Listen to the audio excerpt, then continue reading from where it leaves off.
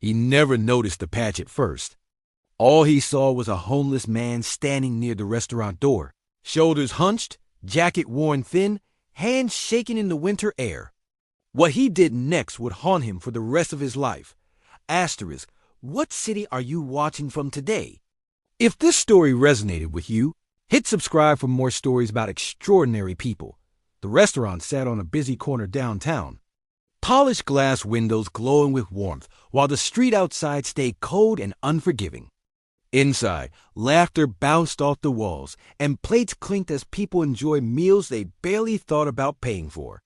The manager, a man named Eric, stood near the entrance with his arms crossed, watching the flow of customers like a gatekeeper guarding comfort and pride. Eric believed order mattered more than compassion. He believed appearances kept the business alive.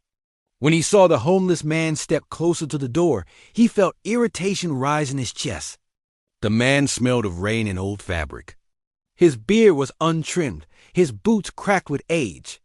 Customers glanced at him, some with discomfort, others with pity. Eric walked forward without hesitation. He told the man he could not stand there.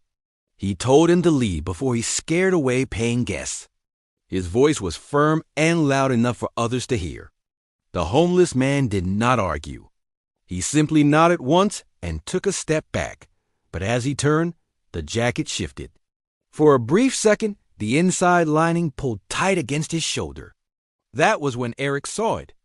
A faded military patch, carefully sewn, worn soft by time and weather. It was not decorative. It was not new. It carried weight. Eric felt a strange pull in his chest, but he pushed it away. A patch did not change the rules. He raised his voice again and pointed down the sidewalk. The man lowered his head and walked away slowly, each step deliberate, as if leaving something behind. The rest of the evening moved on.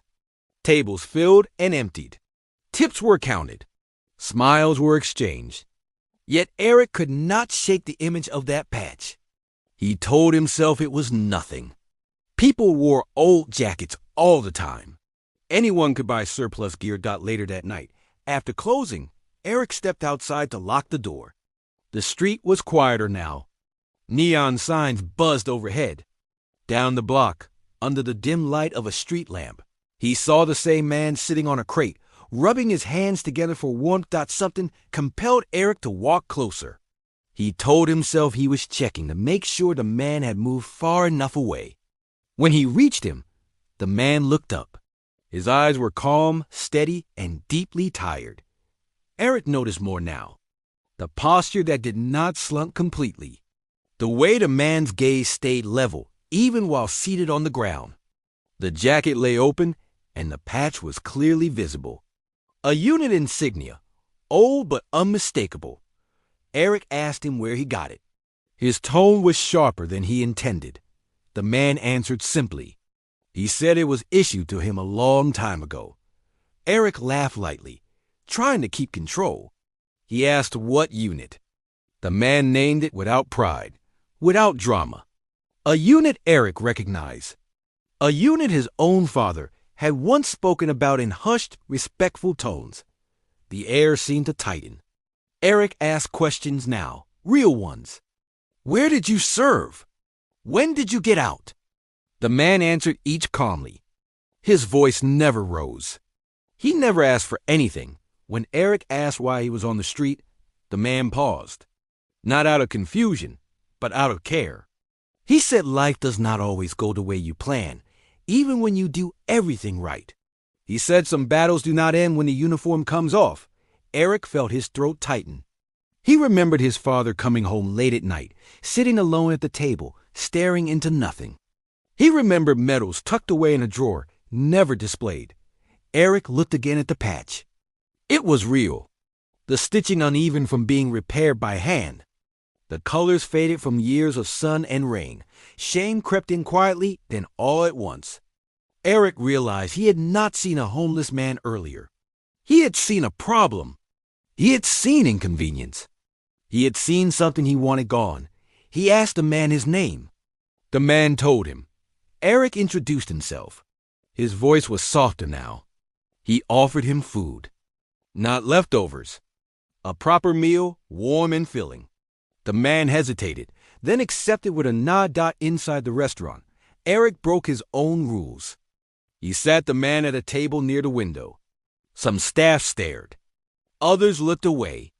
Eric did not care. He brought the plate himself. He watched the man eat slowly, respectfully, as if honoring the meal. They talked. Not about glory. Not about heroics. They talked about ordinary things, weather, cities, the way time moves faster than you expect. When the man finished, Eric asked if he had somewhere safe to sleep. The man said he would find a place, like he always did. Eric reached into his pocket and pulled out more money than he had planned. He placed it on the table without explanation. The man looked at it, then at Eric. He did not smile. He simply said thank you. As the man stood to leave, he adjusted his jacket. The patch caught the light one last time. Eric stood as well, instinctively straightening his posture. He did not salute. He did not need to. Respect showed in his eyes. After that night, Eric changed. He greeted people differently.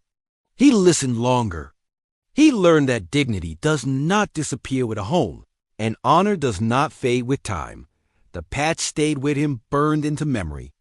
A reminder that you never know the story someone carries on their shoulders, and that kindness is not a favor, but a responsibility.